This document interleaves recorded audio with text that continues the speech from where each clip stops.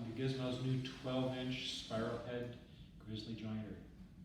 This is a wonderful machine for making flat surfaces, true surfaces on a piece of wood.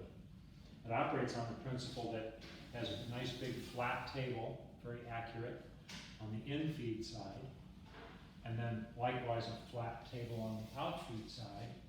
This table is permanently set up to be at the same height as the tops of the cutter head.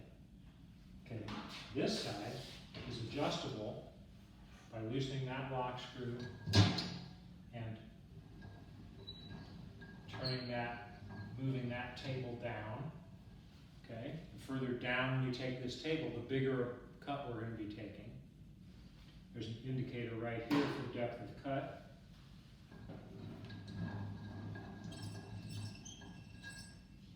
Bring it back up. So when you normally you'd start out with a fairly shallow depth of cut. Set it to a very light cut.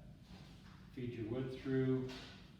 You'll find out how much more you need to do. It's better to take light cuts than a big heavy cut. It's safer and it makes a much nicer finish on the wood.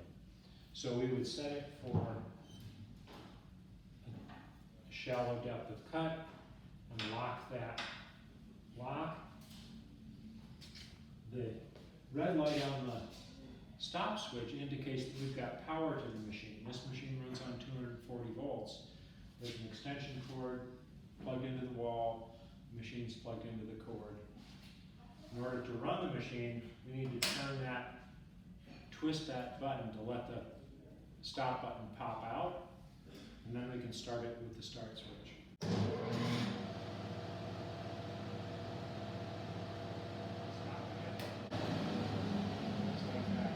That stop switch will stay pushed in with the red light on until you turn it again. So if you're cutting another piece, let it pop out. I'm twisting it a little bit to let it pop out. Don't pull on it, it won't come out. Just twist it and it will pop out, and then it's ready to start.